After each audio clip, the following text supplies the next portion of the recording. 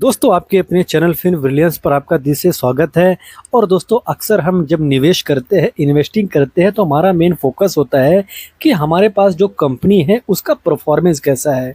तो इस पर फोकस करना कोई गलत बात नहीं है, लेकिन दोस्तों हमारा फोकस इस पर भी होना चाहिए कि हमारे पास जो कंपनी है उस कंपनी पर मैनेजमेंट ग्रुप की तरफ से क्या कमेंट्री आई है, और जो मैनेजमेंट है क्या कोई ग्रोथ गाइडेंस दिया है। अगर वो ग्रोथ गाइडेंस दिया है तो क्या उसे वो फुलफिल कर रहा है। तो आज का दोस्तों टॉपिक भी यही है। तो आज हम ऐसी 10 कंपनियों के बारे में डिस्कस करेंगे जो मैनेजमेंट की तरफ से इन कंपनियों पर काफ़ी स्ट्रॉन्ग ग्रोथ गाइडेंस दिया गया है। तो दोस्तों वीडियो शुरू करेंगे उससे पहले एक इम्पॉर्टेंट डिस्क्लेमर देना चाहेंगे।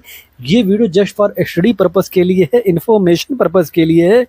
मेरे तरफ से बाय सेल होल्ड का कॉल नहीं है। सबसे पहली कंपनी को हम देखेंगे Paras defence and space technologies limited. तो इनका अगर हम बिजनेस देखेंगे तो डिफेंस इलेक्ट्रॉनिक्स में दोस्तों ये कंपनी काम करती है। जो स्पेस ऑप्टिक्स होते हैं, हैवी इंजीनियरिंग, तो इसी से रिलेटेड इनका बिजनेस है। जो एंटी ड्रोन सिस्टम्स होता है उसमें ये काम करते हैं। तो कुल मिलाकर इनका डिफेंस सेक्टर में ये कंपनी काम करती है। तो जो मैनेजमेंट है उनकी तरफ से एम किया गया है कि ये कंपनी FY26 तक 450 करोड़ से लेकर 500 करोड़ तक का रेवेन्यू निकाल सकती है। वहीं पर आज के दौर में देखेंगे ट्रेलिंग 12 मंथ में ये कंपनी 413 करोड़ का रेवेन्यू निकाल रही है और एम रखा है 450 करोड़ से लेकर 500 करोड़ तक। तो ये क्या इसे फुलफिल करेगी, तो हम फ्यूचर में इस कंपनी पर नज़र रख सकते हैं। और कंपनी के पास अगर हम ऑर्डर बुक देखेंगे तो 1000 करोड़ के आसपास का कंपनी के पास ऑर्डर बुक है। और छोटी कंपनी है तो 1000 करोड़ का उसके पास ऑर्डर बुक है। तो अगर फ्यूचर में ये अपने ऑर्डर को फुलफिल करती है, अपना जो ऑर्डर है उसको एग्जीक्यूट करती है, तो इस कंपनी में काफ़ी ज़्यादा हमें फ़ायदा देखने को मिल सकता है। और कंपनी का की ग्रोथ ड्राइवर्स देखेंगे तो कंपनी फोकस कर रही है, एम कर रही है जो हाई मार्जिन सेगमेंट है, यानी कि जो ओपीएम बढ़ाने वाला सेगमेंट है उस पर ये कंपनी अपना एम कर रही है। जैसे कि आप देखेंगे डिफेंस इलेक्ट्रॉनिक्स, इलेक्ट्रोमैटिक्स पल्स, तो इस सेगमेंट में ये कंपनी जो है अपना ग्रोथ बढ़ा रही है। वहीं पर फोकस भी इसी सेक्टर में ये कंपनी कम कर रही है। और फ्यूचर अपॉर्चुनिटी देखें तो जो लेज़र वेपन सिस्टम्स है इसमें ये कंपनी काफ़ी तेज़ी से अपना बिजनेस बढ़ा रही है। जो यूनिवर्सल एंटी ड्रोन सिस्टम है दोस्तों ये भी इस सेगमेंट में काम करती है। तो इनका जो बिजनेस है काफ़ी तेज़ी से ग्रो कर रहा है। और जिस तरीके से ये एक्सपोर्ट मार्केट को हैंडल करती है तो उसको देखकर हम इस कंपनी पर रिसर्च कर सकते हैं। मार्केट कैप दोस्तों इस कंपनी का 5132 करोड़ का है। इसका मतलब है कि कंपनी बहुत छोटी कंपनी है, तो यहाँ पर रिस्क भी उतना ही ज़्यादा है। टॉप से करेक्शन देखेंगे तो टॉप से अच्छे खासे कंपनी करेक्शन में खड़ी है। और कंपनी का पी देखेंगे तो 70 के आसपास का है, इंडस्ट्री का पी 57 के आसपास का है। यानी कि इसका जो वैल्यूएशन है ये इंडस्ट्री के पी से ज़्यादा है। जब किसी भी कंपनी का इंडस्ट्री के पी से ज़्यादा का वैल्यूएशन होता है तो वहाँ पर एक रिस्क तो बना ही रहता है। अगर फ्यूचर में ये कंपनी अपना रेवेन्यू निकालने में कामयाब नहीं होती है तो ऐसी कंपनियों में करेक्शन भी देखने को मिलता है, जब वो कंपनी अपने इंडस्ट्री के पी से ज़्यादा के वैल्यूएशन पर खड़ी हो। वहीं पर पिग रेशियो के हिसाब से देखेंगे तो 2.17 है। इसका मतलब है कि ये कंपनी ग्रोथ के हिसाब से महंगी हो सकती है। और दूसरी कंपनी को हम देखेंगे यथार्थ hospitals and trauma care limited. तो इनका बिजनेस अगर हम देखेंगे तो जैसे इनके नाम में भी है हॉस्पिटल, तो ये कुल मिलाकर हॉस्पिटल सेक्टर में ही दोस्तों ये कंपनी काम करती है। अगर इनका मोस्टली बिजनेस देखेंगे तो नोएडा, ग्रेटर नोएडा, नोएडा एक्सटेंशन, उत्तर प्रदेश, तो यहाँ पर ये कंपनी फैली है। और कंपनी क्या ये हॉस्पिटल चेन है, इसी एरिया में फैला हुआ है। और मल्टी स्पेशलिटी हॉस्पिटल है और छोटा हॉस्पिटल चेन है। और जिस तरीके से ये ग्रो कर रहा है उसको देखकर हम रिसर्च कर सकते हैं। और इनके पास बेड की कैपेसिटी देखेंगे तो 2550 बेड्स की संख्या है। और दोस्तों अगर हम हॉस्पिटल पर हम रिसर्च करते हैं तो हमें एक चीज़ जानना चाहिए कि उस हॉस्पिटल के पास बेड की संख्या कितना है। बिकॉज जो बेड की संख्या ज़्यादा होगी तो वहाँ से रेवेन्यू आएगा तो वो भी ज़्यादा हो सकता है। पहला तो हमें ये देखना चाहिए कि बेड की संख्या कितनी है, और दूसरा ये देखना चाहिए चलो उनके पास अगर बेड की संख्या ज़्यादा है तो उसका ऑक्यूपेंसी कितना है, यानी कि जो बेड है उस कितने परसेंट में यूज़ में होता है। तो इनके पास देखेंगे तो 2550 से भी ज़्यादा का बेड है। और एक्यूपेंसी देखेंगे तो ये 66% है, यानी कि अच्छा खासा है। और कंपनी को देखेंगे तो फरीदाबाद में, दिल्ली में, नोएडा, ये इधर ही मतलब दिल्ली और उत्तर प्रदेश की तरफ दोस्तों ये कंपनी फैली हुई है।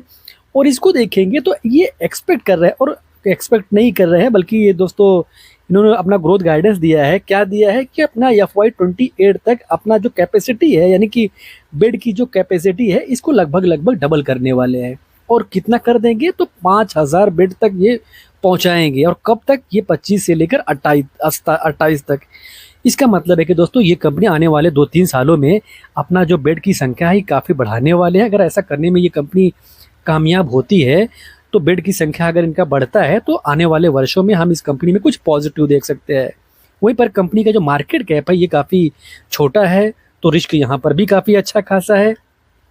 और अच्छी बात ये है कि कंपनी का जो पी है, जो इंडस्ट्री का पी है, उसमें हमें ये देखने को मिल रहा है कि कंपनी का पी कम है और इंडस्ट्री का पी ज़्यादा है।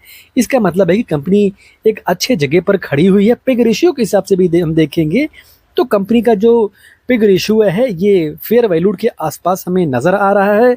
और ROC और ROE देखेंगे तो ये बहुत ज़्यादा नहीं है और बहुत कम नहीं है इसका। और एक चीज़ ध्यान दीजिए दोस्तों, जो हॉस्पिटल में काम करने वाली कंपनियां होती है, यहाँ पर काफ़ी ज़्यादा पैसा जलाना पड़ता है, तो इसी वजह से यहाँ पर ROC ROE हमें कभी कभी कम देखने को मिलता है। और इस कंपनी की कुछ खास बातें देखें तो कंपनी छोटी है, लेकिन जिस सेगमेंट में हॉस्पिटल सेगमेंट में ये कंपनी काम कर रही है, ये एक ऐसा सेक्टर है जो पहले भी काफ़ी रिलायबल था और फ्यूचर भी इस सेक्टर का काफ़ी रिलायबल हो सकता है। और next company sky gold and diamond limited को हम देखेंगे तो दोस्तों ये कंपनी काम क्या करती है? तो ये कंपनी डिज़ाइनिंग करती है, मैन्युफैक्चरिंग करती है, मार्केटिंग करती है। किस चीज़ का? जो गोल्ड के ज्वेलरीज होते हैं उनमें इनका बिजनेस है। और मोस्टली इनका बिजनेस B2B मॉडल में फैला हुआ है, यानी कि ये कंपनी बिजनेस टू बिजनेस अपना कारोबार करती हुई हमें देखने को मिलती है। और ये भी कंपनी एक्सपोर्ट मार्केट में काफ़ी तेज़ी से ग्रो कर रही है।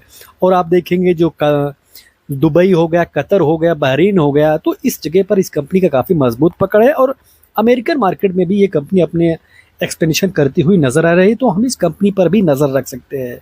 वहीं पर इस कंपनी का जो ग्रोथ गाइडेंस दिया गया है, ये एम कर रहे हैं कि FY26 तक 5400 करोड़ से लेकर 6100 करोड़ तक इनका रेवेन्यू हो सकता है। वहीं पर अगर हम और इस कंपनी को देखेंगे तो 2030 तक इनका जो ग्रोथ गाइडेंस है वो ये है कि 18,000 करोड़ से 19,000 करोड़ तक इनका रेवेन्यू पहुंच सकता है। अगर इतना करने में कामयाब ये कंपनी होती है तो आने वाले वर्षों में ये जो कंपनी है काफ़ी बड़ी बन सकती है। लेकिन अगर ऐसा नहीं करती है तो यहाँ पर गिरावट भी देखने को मिल सकता है। इसका मतलब है कि छोटी कंपनी है लेकिन ग्रोथ गाइडेंस काफ़ी मजबूत दिया है, तो यहाँ पर रिस्क भी काफ़ी ज़्यादा है, लेकिन जो रिवार्ड है वो भी इस कंपनी में हो सकता है। तो आप इस कंपनी पर रिसर्च कीजिए। वहीं पर आज के दौर में देखेंगे, चलो ठीक है, इस कंपनी ने 18,000-19,000 करोड़ का FY30 तक का तो ग्रोथ गाइडेंस दिया है। वहीं पर आज के दौर में इस कंपनी का रेवेन्यू कितना आ रहा है? तो आज के दौर में देखेंगे, ट्रेलिंग TTM में देखेंगे, यानी कि ट्रेलिंग 12 मंथ में 5,442 करोड़ तक का ये कंपनी रेवेन्यू निकाल रही है। और इसका मतलब है कि ये कंपनी आने वाले वर्षों में कई गुना हो सकती है। तो हम इस कंपनी पर रिसर्च कर सकते हैं और इसके पीछे का रीज़न देखेंगे क्यों ऐसा कर सकती है। तो आप जैसे देखेंगे, जो ये कंपनी है ये अपना एक्सपेंशन भी करती हुई दिख रही है।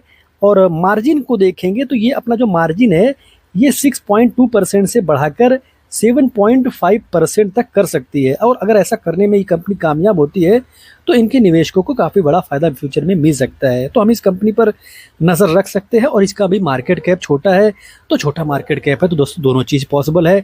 ऊपर भी कंपनी जा सकती है और नीचे भी आ सकती है, तो रिस्क तो है, लेकिन ऐसी कंपनियों में पोटेंशियल भी काफ़ी ज़्यादा होता है। टॉप से करेक्शन देखेंगे तो टॉप से ह्यूज करेक्शन में कंपनी खड़ी है। और इस कंपनी का अगर हम इंडस्ट्री का पी देखेंगे और कंपनी का पी देखेंगे तो एक जगह पर दिख रहा है। इसका मतलब है कि कंपनी का जो पी है ये ठीक ठाक रीजनेबल जगह पर हमें देखने को मिल रहा है। वहीं पर ग्रोथ के हिसाब से ये कंपनी अंडर वैल्यूड हो सकती है। अगर हम इसका ROC और ROE देखेंगे तो इसका मतलब है कि कंपनी जो अपना बिजनेस कर रही है, जो अपना पैसा लगा रही है, वो सही जगह पर लगा रही है, तो वहाँ से भी ये अच्छा खासा पैसा निकाल रही है। प्राज इंडस्ट्रीज लिमिटेड एक ऐसी कंपनी जिस पर हम नज़र रख सकते हैं। अगर हम लॉन्ग टर्म निवेशक हैं तो हमें ऐसी कंपनी पर नज़र रखना चाहिए। ये कंपनी के फ्यूचरिस्टिक सेगमेंट में बिजनेस करती है। अगर हम इनका बिजनेस देखें काम क्या करती है, तो जो देखेंगे जो वेस्ट वाटर ट्रीटमेंट हो गया और जो एनर्जी एंड बायो फ्यूल वाला कारोबार है इसमें काम करती है। तो कुल मिलाकर इनका जो बिजनेस है ये थाईलैंड, फिलीपींस, यूएसए कई जगह पर फैला हुआ है। और आप देखेंगे ये दुनिया की दिग्गज कंपनियों में शुमार है जो बायोफ्यूल इंडस्ट्री में काम करती है। तो दोस्तों ये कुल मिलाकर एक ऐसी कंपनी है जो इंडस्ट्री नहीं चलाती है बल्कि इंडस्ट्री बनाती है। तो आप ये चीज़ जानिए कि इनका जो बिजनेस है ये इंजीनियरिंग सेक्टर में है। ये कंपनी उसको जो फैक्ट्रीज होती है उसको खड़ा करती है और उसको बाद में सर्विस भी करना पड़ता है, तो सर्विस भी उसमें ये कंपनी सर्विस भी उसी सेक्टर में ही देती है।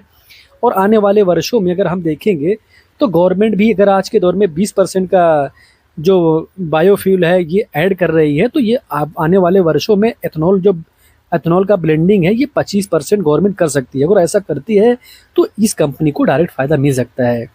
तो इनका अगर हम टारगेट देखेंगे तो 2030 तक इन्होंने टारगेट दिया है रेवेन्यू का, तो 10,000 करोड़। और आज के दौर में कितना इनका रेवेन्यू है, 3,183 करोड़ ये टीटीएम में अपना रेवेन्यू निकाल रही है। और अपना ग्रोथ गाइडेंस क्या दिया है, 10,000 करोड़ तक का दिया है, ये 2030 का है। यानी कि अगले 4 सालों में ये कंपनी काफ़ी बड़ा रेवेन्यू निकाल सकती है। तो हम इस कंपनी पर नज़र रख सकते हैं। और इनका देखेंगे तो ये कई सेगमेंट में दोस्तों अपना फैलाव भी करती हुई दिख रही है। एक्सपोर्ट मार्केट से ये कंपनी 50% तक का रेवेन्यू निकाल सकती है। तो हम इस कंपनी पर नज़र ज़रूर रख सकते हैं। फ्यूचर में अगर 25% का इथेनॉल का ब्लेंडिंग होता है तो यहाँ से भी ये कंपनी फ़ायदा उठा सकती है। मार्केट कैप इसका भी काफ़ी छोटा है। और छोटा मार्केट कैप क्यों है, बिकॉज दोस्तों ये कंपनी टॉप से बड़े करेक्शन में है और 600 का लगभग ये कंपनी 52 का हाई बनाई थी, वहाँ से आज के दौर में देखेंगे तो 305 का दिख रहा है। यानी कि ये कंपनी टॉप से काफ़ी अच्छी खासी टूटी है और उसकी वजह से इसका जो मार्केट कैप आज के दौर में है 5,600 करोड़ का है। और इस कंपनी का हम पी देखेंगे तो 75 का है, वहीं पर इंडस्ट्री का पी देखेंगे तो 27 का है। और इसका मतलब क्लियर हमें दिख रहा है कि इंडस्ट्री का जो पी है वहाँ से काफ़ी ज़्यादा महंगा है। लेकिन दोस्तों एक चीज़ जानिए, जो बड़े निवेशक होते हैं वो क्या करते हैं, वो फ्यूचर को देखकर किसी भी कंपनी पर अपना डिसीजन लेते हैं। और इसका भी बिजनेस काफ़ी फ्यूचरिस्टिक है और जिस तरीके से इस कंपनी ने टारगेट दिया है, जिस तरीके से ये कंपनी अच्छा कर सकती है, इसीलिए इसका जो पी है काफ़ी महंगा हमें देखने को मिल रहा है। यशो इंडस्ट्रीज़ केमिकल सेक्टर में काम करती है। अगर इनका बिजनेस देखेंगे जो स्पेशलिटीज़ केमिकल्स होते हैं उसमें ये कंपनी काम करती है। जो फूड एंटीऑक्सीडेंट होते हैं, जो अरोमा केमिकल्स होते हैं, जो रबर एक्सीलरेटर्स होते हैं, लुब्रिकेंट एडेसिव होते हैं, इनमें इनका कारोबार है। और ये कंपनी इंडिया में ही नहीं बल्कि इंडिया के बाहर भी काफ़ी ज़्यादा फैली हुई हमें नज़र आती है। छोटी कंपनी है लेकिन इसका बिजनेस देखेंगे middle east, Asia, Africa, Europe, हर जगह पर ये कंपनी एक्सपोर्ट करती है। और छोटी कंपनियों में अगर केमिकल सेक्टर वाली कंपनियों में आप रिसर्च करना चाहते हो तो आप इस कंपनी पर रिसर्च कर सकते हो। इनको देखेंगे तो इन्होंने क्या रेवेन्यू का गाइडेंस दिया है, तो ये कंपनी टारगेट कर रही है 1500 करोड़ FY28 तक, यानी कि 1500 करोड़ तक का ये कंपनी रेवेन्यू निकाल सकती है 2-3 सालों में। और आज के दौर में देखेंगे तो इसका जो रेवेन्यू है टीटीएम में 769 करोड़ का निकल कर आ रहा है। यानी कि अगर ये कंपनी आने वाले वर्षों में अपना जो रेवेन्यू है, ये अपना जो ग्रोथ गाइडेंस है उसको फुलफिल करती है तो काफ़ी अच्छा कर सकती है। तो हम इस कंपनी पर नज़र रख सकते हैं। और उसके पीछे का रीज़न क्या है, क्यों ये कंपनी इतना बड़ा रेवेन्यू निकाल सकती है, तो आप देखेंगे तो ये कंपनी अपना कैपेसिटी एक्सपेंशन भी कर रही है। और इनका प्लांट है पखाजन में है जो कि गुजरात में पड़ता है, ये भी यहाँ पर रेडी हो रहा है। यानी कि FY28 से ये भी फुली यहाँ से अपना कारोबार यहाँ से भी चालू हो जाएगा। और कुछ प्रोजेक्ट ऐसे हैं जो अपना कैपेसिटी है उसको इंक्रीज़ कर रहे हैं, ये भी आने वाले सालों में यहाँ से भी ये अपना बिजनेस बढ़ाते हुए नज़र आएंगे। और जो प्रोडक्ट मिक्स ऑप्टिमाइजेशन है ये भी काफ़ी स्ट्रॉन्ग करने वाले हैं। कुछ ऐसे सेगमेंट को अपने बिजनेस में ये ऐड करने वाले हैं, कुछ हाई वैल्यू एडेड जो इनके पास प्रोडक्ट है उसमें ये अपना बिजनेस बढ़ाने वाले हैं। तो इससे इनका क्या होगा, इससे इनका मार्जिन इंप्रूव होगा। जब मार्जिन इंप्रूव होगा तो इस कंपनी का ऑटोमेटिक जो रेवेन्यू है ये बढ़ सकता है। तो हम इस कंपनी पर रिसर्च कर सकते हैं। और कंपनी छोटी है लेकिन दोस्तों कंपनी में पोटेंशियल काफ़ी नज़र आता है, लेकिन छोटी कंपनी होती है तो वहाँ पर रिस्क भी काफ़ी ज़्यादा होता है। 2000 करोड़ से भी कम का इसका मार्केट कैप है। और टॉप से करेक्शन देखेंगे तो टॉप से दोस्तों ये कंपनी ह्यूज करेक्शन में खड़ी है। 96 का पी है, 28 का इंडस्ट्री का पी है। तो आप बोलोगे कि काफ़ी महंगी है, तो महंगी हाँ बिल्कुल लग रही है महंगी है, लेकिन आने वाले वर्षों में अगर ये कंपनी जिस तरीके से अपना एक्सपेंशन करती हुई नज़र आई है, जिस तरीके का इनका एक्सपेंशन चल रहा है, अगर वो आने वाले वर्षों में वहाँ से ये रेवेन्यू निकालती है तो जो 96 का पी है ये कम हो सकता है, ये घटकर नीचे आ सकता है। लेकिन अगर ऐसा नहीं होता है, ये जो बोल रही है, जो ग्रोथ गाइडेंस कंपनी दे रही है उसको फुलफिल नहीं करती है, तो ऐसी कंपनियों में गिरावट भी काफ़ी ज़्यादा होता है। और देखेंगे कंपनी का पिग रेशियो, तो पिग रेशियो माइनस में है, यानी कि यहाँ पर भी रिस्क हमें देखने को मिलता है। ये भी कंपनी के लिए थोड़ा रिस्क वाला बात बन जाता है। लेकिन कंपनी जिस तरीके से कारोबार कर रही है और जिस सेगमेंट में कंपनी फैली हो, जिस तरीके से एक्सपोर्ट मार्केट पर कंपनी का ध्यान है, तो हम इस कंपनी पर रिसर्च कर सकते हैं। थंगमली ज्वेलरी लिमिटेड एक और छोटी कंपनी, गोल्ड और ज्वेलरी सेगमेंट में कंपनी फैली हुई है और कंपनी मोस्टली तमिलनाडु के सेक्टर में, तमिलनाडु के एरिया में ये कंपनी फैली हुई है। और ये एरिया की खास बात ये है कि इंडिया का जो गोल्ड मार्केट है उसका 40% जो मतलब शेयर है ये तमिलनाडु का एरिया सर्व करता है। तो हम इस कंपनी पर नज़र रख सकते हैं बिकॉज ये उसी एरिया में काफ़ी मजबूती से अपना बिजनेस बढ़ा रही है। और इसको देखेंगे, कंपनी का जो टारगेट FY26 का दिया है 7500 करोड़ का है। तो आज के दौर में हम देखेंगे कितना ये कंपनी रेवेन्यू निकाल रही है, तो टीटीएम में 7055 करोड़ के आसपास का रेवेन्यू निकाल रही है और FY26 का गाइडेंस दिया है 7500 करोड़, यानी कि लगता है कि ये कंपनी जो ग्रोथ गाइडेंस देकर रखी है उसको फुलफिल कर सकती है। तो हम इस कंपनी पर नज़र रख सकते हैं। वहीं पर इसको देखेंगे, कंपनी एक्सपेंशन करती है तो हर साल ये कंपनी 10 न्यू शोरूम ओपन करते हैं और मोस्टली इनका जो बिजनेस है ये चेन्नई, तमिलनाडु इसी जगह पर फैला हुआ है। और जो टीयर 2, टीयर 3 सिटीज़ होते हैं वहाँ पर ही इनका मोस्टली फोकस रहता है। तो मार्केट कैप कंपनी का 12,000 से कम का है, यानी कि ये कंपनी भी छोटी कंपनी है, टॉप से अच्छे खासे करेक्शन में है। और अच्छे खासे क्या, बहुत ज़्यादा करेक्शन में तो नहीं बोल सकते हैं। जिस तरीके से मार्केट में आज के दौर में गिरावट है, तो जो बड़ी बड़ी कंपनियां हैं वहाँ पर काफ़ी ज़्यादा गिरावट है। तो इस कंपनी में उसको देखकर हम बोलेंगे तो बहुत ज़्यादा करेक्शन हम नहीं बोल सकते हैं। वहीं पर इंडस्ट्री का पी 24 का है, इसका पी 49 का है। तो हमें क्लियर समझ में आता है कि कंपनी थोड़ा महंगी हो चुकी है, तो हमें यहाँ पर सतर्क तो ज़रूर रहना होगा। ROC ROE देखेंगे ठीक ठाक है, यानी बहुत ज़्यादा नहीं है और बहुत कम भी नहीं है। पिग रेशियो के हिसाब से देखेंगे तो हम बोल सकते हैं बहुत ज़्यादा सस्ती नहीं है, लेकिन बहुत ज़्यादा महंगी है तो ये भी नहीं है कि बहुत ज़्यादा महंगी है।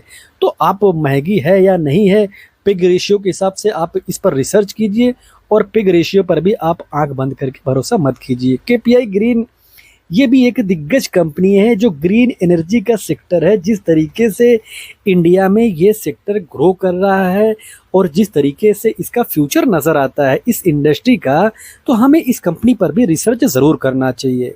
और इस कंपनी की अगर खास बात की, कुछ की पॉइंट की बात करें तो इनका जो बिजनेस है ये IPP सेगमेंट में है, यानी कि जो इंडिपेंडेंट पावर प्रोड्यूसर होते हैं। और जो CPP का बिजनेस है, यानी कि कैपेटिव पावर प्रोड्यूसर्स, उसने भी इनका बिजनेस है। तो IPP क्या है, यानी कि दोस्तों ये बिजली बनाती है और उसको सेल करती है। वहीं पर CPP यानी कि कस्टमर के लिए ये प्लांट रेडी करती है। तो इस कंपनी पर भी हम नज़र रख सकते हैं बिकॉज ये ग्रीन एनर्जी में प्ले करने वाली छोटी कंपनियों में काफ़ी इम्पोर्टेंट कंपनी आज के दौर में मानी जाती है। और इसका हम देखेंगे ग्रोथ गाइडेंस क्या दिया है। तो ये कंपनी ग्रोथ गाइडेंस दिया है कि 2030 तक इनका जो एम्स है ये 10 गीगावाट तक ये अपने कैपेसिटी को पहुंचा सकते हैं। और आज के दौर में देखेंगे तो इनका जो कैपेसिटी है, यानी जो इंस्टॉल्ड इनके पास प्रोडक्ट, मतलब जो इनका कैपेसिटी है और जो कैपेसिटी ये लगा रहे हैं, यानी कि जो जिनका काम चालू है, दोनों मिलाकर इनका कितना बन रहा है, 4.74 गीगावाट बन रहा है। और आने वाले वर्षों में ये कहाँ तक पहुंचाने वाले हैं उस कैपेसिटी को, 10 गीगावाट तक। तो इस कंपनी पर भी हम नज़र रख सकते हैं बिकॉज दोस्तों ये ऐसी जो कंपनियां होती है तो उन पर हमें नज़र रखना चाहिए बिकॉज जो ग्रीन एनर्जी का सेक्टर है ये एक ऐसा सेक्टर है जिसको हम नज़रअंदाज नहीं कर सकते। हम ये नहीं बोल रहे कि इस कंपनी में आप जाइए, आप कुछ भी कीजिए, आप इस सेगमेंट पर रिसर्च ज़रूर कीजिए बिकॉज ये एक ऐसा सेक्टर हो सकता है जो मल्टी डिकेड तक अच्छा कर सकता है। तो आप यहाँ पर भी रिसर्च कर सकते हैं। मार्केट कैप इसका भी छोटा है और पी देखेंगे तो 26 का है, इंडस्ट्री का पी 26 का है और इस कंपनी का पी देखेंगे तो 17 का है, यानी कि इंडस्ट्री का जो पी है उससे नीचे ये कंपनी ट्रेड कर रही है। कैंस टेक्नोलॉजीज एक और दिग्गज कंपनी जिसमें अभी काफ़ी विवादों में भी रही थी, थोड़ा सा मैनेजमेंट की तरफ से कुछ चूक हुआ था, कुछ जिसकी वजह से इस कंपनी में काफ़ी ज़्यादा हमें गिरावट भी देखने को मिला। और इनका हम बिजनेस देखेंगे, जो ओसेट में बिजनेस इनका होता है, हो रहा है, जो आप देखेंगे जो चिप्स होते हैं जो इलेक्ट्रॉनिक डिवाइसेस में लगते हैं, उसमें भी ये कंपनी काफ़ी तेज़ी से अपना एक्सपेंशन कर रही है, यानी कि फैसिलिटी खड़ा कर रही है। और मोस्टली इनका बिजनेस देखेंगे जो ये अपना ईएमएस का सेक्टर है, उसमें ये कंपनी काम करती है। जैसे आप देखेंगे automotive, industrial, aerospace and defence, outer space, nuclear and medical, railway, internet of things. तो ये जो सारे सेगमेंट है ये इसी में अपना प्रोडक्ट बनाते हैं। और ये जो इंडस्ट्रीज़ है, ये इंडस्ट्रीज़ को ये प्रोडक्ट से मतलब इसी इंडस्ट्रीज़ को ये प्रोडक्ट अपना सर्व करते हैं, यानी यहाँ पर ये सेल करते हैं और इसी में ये फुलफिल अपने बिजनेस को करते हैं। तो एक चीज़ जानिए, ये जो ईएमएस का सेक्टर है, ये काफ़ी विशाल सेक्टर फ्यूचर में बन सकता है, बिकॉज इंडिया आज के दौर में काफ़ी पीछे है और चाइना का दबदबा है। वहीं पर अगर इंडिया में हम देखेंगे तो कोई कंपनी अगर अच्छा कर रही है तो और भी कंपनी है, जैसे डिक्सन टेक्नोलॉजीज हो गई, पीजी इलेक्ट्रो प्लास्ट हो गई। तो अगर एक और इंटरेस्टिंग कंपनी हम देखें कैश टेक्नोलॉजीज, तो इनका बिजनेस काफ़ी सॉलिड है। अगर आप डिक्सन को देखेंगे, थोड़ा अलग उनका बिजनेस है, जैसे वो मोस्टली जो असेंबलिंग का बिजनेस होता है उसमें वो करती, जैसे लैपटॉप का असेंबल करना, मोबाइल्स का असेंबल करना। लेकिन इनका जो बिजनेस है ये थोड़ा R&D टाइप का है, तो हम इस कंपनी पर भी नज़र रख सकते हैं। और इनका ग्रोथ गाइडेंस देखेंगे तो पहले ये कंपनी ग्रोथ गाइडेंस मतलब इनके मैनेजमेंट की तरफ से आया था कि 4400 करोड़ से लेकर 4500 करोड़ तक ये FY26 तक करने वाले थे, मतलब जो रेवेन्यू था इसको ये कर सकते थे। लेकिन अभी के दौर में देखेंगे तो थोड़ा सा रेवेन्यू कट किया है, यानी कि 4100 करोड़ तक का ये रेवेन्यू निकाल सकते हैं। और वहीं पर आज के दौर में देखेंगे तो 3368 करोड़ तक का जो टीटीएम का रेवेन्यू है ये निकल कर आ रहा है, यानी कि ये कंपनी भी आने वाले समय में अच्छा कर सकती है। अगर ये भी अपना रेवेन्यू फुलफिल करती है तो टॉप से जिस तरीके से ये कंपनी करेक्ट हुई है, जिस तरीके से यहाँ पर हमें करेक्शन देखने को मिला है, तो इस कंपनी में भी हमें काफ़ी तेज़ी देखने को मिल सकती है। तो इस कंपनी में एक चीज़ जानिए कि गिरावट हुआ है, और इसके बीच में एक चीज़ और भी है कि इसका जो पी था काफ़ी ज़्यादा हो चुका था, तो पी भी काफ़ी ज़्यादा करेक्ट हुआ है। तो हम इस कंपनी पर नज़र रख सकते हैं। अगर की ग्रोथ गाइडेंस देखें कंपनी का तो सबसे बड़ा यही निकल कर आता है कि इनके पास जो ऑर्डर बुक है ये काफ़ी स्ट्रांग है। 9000 करोड़ से ज़्यादा का इनके पास ऑर्डर बुक है। मार्केट कैप कंपनी का एक दिखाता है कि कंपनी मिड कैप टाइप की कंपनी है और टॉप से बड़े करेक्शन में है। और टॉप से जब इतनी कोई कंपनी करेक्ट होती है और वो अपना रेवेन्यू अच्छा खासा देती है और लगातार ग्रो करती है, तो वहाँ पर अगर आज के दौर में गिरावट हुआ है तो ये ऐसा नहीं है कि ये गिरावट ऐसा होता ही रहेगा। अगर कंपनी कोई भी अपना रेवेन्यू बढ़ाएगी, अपना नेट प्रॉफिट बढ़ाएगी, तो वो कंपनी लॉन्ग टर्म में अच्छा कर सकती है। तो इस कंपनी पर भी हम नज़र इसलिए रख सकते हैं बिकॉज ये कंपनी टॉप से गिरी है और ये कंपनी ऐसे सेगमेंट में काम कर रही है जो फ्यूचर में काफ़ी बड़ा बन सकता है। बिकॉज दोस्तों जो ईएमएस सेक्टर ये कोई एक इंडस्ट्री तो है नहीं कि ये चलो ठीक है उस इंडस्ट्री में प्रॉब्लम आता है तो कुछ नहीं करेगा। बिकॉज इनका जो बिजनेस है ये डिफेंस में है, जो ईवीज में है उसमें इनका बिजनेस होता है, जो रेलवेज होते हैं उसमें इनका बिजनेस होता है, जो मोबाइल्स होता है उसमें इनका प्रोडक्ट यूज़ होता है, जो लैपटॉप होता है, और जो भी मतलब बहुत सारे चीज़ें अगर आप देखेंगे, एसीज हो गए, फ्रिज हो गए, तो हर जगह पर आपको देखेंगे तो ईएमएस का कुछ ना कुछ रिक्वायरमेंट लगता ही है। तो उस सेगमेंट में अगर कोई कंपनी काम करे तो हम उस पर हम नज़र ना रखें, उस पर हम रिसर्च ना करें, तो ये तो भूल होगी। तो आपकी इस कंपनी पर भी नज़र रख सकते हो और रिसर्च कर सकते हो। अगली कंपनी को देखेंगे पीजी इलेक्ट्रोप्लास्ट। तो इनका मोस्टली बिजनेस देखेंगे तो जो एसीज होते हैं, फ्रिज होते हैं, उनमें ये कंपनी काम करती है और पीजी ग्रुप की दिग्गज फ्लैगशिप कंपनी मानी जाती है। तो हम इस कंपनी पर भी नज़र रख सकते हैं। रेवेन्यू गाइडेंस देखेंगे 5700 करोड़ से लेकर 5800 करोड़ तक FY26 तक ये हो सकता है। वहीं पर आज के दौर में देखेंगे तो 5481 करोड़ का इसका रेवेन्यू निकल कर आ रहा है। तो ये आने वाले समय में अपना अगर रेवेन्यू फुलफिल करती है तो इनके निवेशकों को फ़ायदा हो सकता है। लेकिन एक चीज़ ध्यान दीजिए, इनके जो मैनेजमेंट है उनकी तरफ से काफ़ी ज़्यादा रेवेन्यू का आंकड़ा मतलब रेवेन्यू गाइडेंस दिया गया था, तो वहाँ से रेवेन्यू कट करके ये इतना दिया गया है। तो इसका मार्केट कैप देखेंगे तो 17,000 करोड़ के आसपास का मार्केट कैप है और इंडस्ट्री का पी देखेंगे तो 36 का है और इस कंपनी का पी 64 का है। इसका मतलब है कि काफ़ी महंगे वैल्यूएशन पर ये कंपनी ट्रेड कर रही है। सेंसिस टेक्नोलॉजीज़, इनका भी बिजनेस दोस्तों काफ़ी सॉलिड माना जाता है। जो जियो स्पेशल बिजनेस है, जो इंजीनियरिंग सर्विसेज है, इसमें कंपनी काम करती है। यानी कि जो अगर आप देखेंगे, जो मैपिंग के थ्रू डेटा कलेक्ट किया जाता है, उसमें ये कंपनी काम करती है। और कई सारे जो लेटेस्ट सेगमेंट होते हैं उसमें ये कंपनी काम करती है। तो हम इस कंपनी पर भी नज़र रख सकते हैं और आने वाले समय में ये कंपनी, यानी कि 2-3 सालों में ये कंपनी 10,000 करोड़ तक का 1,000 करोड़ तक का रेवेन्यू निकाल सकती है। और कंपनी छोटी है, आप बोलोगे कि 1,000 करोड़ रेवेन्यू बहुत ज़्यादा नहीं होता है। अगर आज के दौर में आप देखेंगे तो इनका रेवेन्यू 632 करोड़ का है। और ये कंपनी अगर 2-3 सालों में 1,000 करोड़ का रेवेन्यू निकालती है तो इस कंपनी के भी निवेशकों को फ़ायदा मिल सकता है। और कंपनी लगातार अच्छी कर रही है, तो हम इस कंपनी पर भी नज़र रख सकते हैं। और ऑर्डर बुक कंपनी का देखेंगे तो 999 करोड़ का तो कंपनी के पास ऑर्डर है। अगर ये यही ऑर्डर बुक, इनके पास जो ऑर्डर बुक है यही फुलफ़िल करते हैं तो यहाँ पर हमें इनका जो रेवेन्यू है ये कंप्लीट होता हुआ नज़र आ सकता है। मार्केट कैप कंपनी का छोटा है, टॉप से अच्छा खासा करेक्शन कंपनी ने दिखाया है। टॉप 2,000 करोड़ के आसपास का है और करेक्शन 900, मतलब आज का प्राइस 987 का है। और पी देखेंगे इंडस्ट्री का तो 22 का है, कंपनी का 14 का है। यानी कि इंडस्ट्री के पी से ये कंपनी निचले स्तर पर खड़ी है। तो दोस्तों वीडियो डिस्क्लोज करेंगे उससे पहले एक इंपॉर्टेंट डिस्क्लेमर देना चाहेंगे। I am not investor adviser. कुछ बाय सेल करते हो उससे पहले अपने फाइनेंशियल एडवाइस से बात करो, डिस्कस करो, सलाह करो, देने की कॉल लो।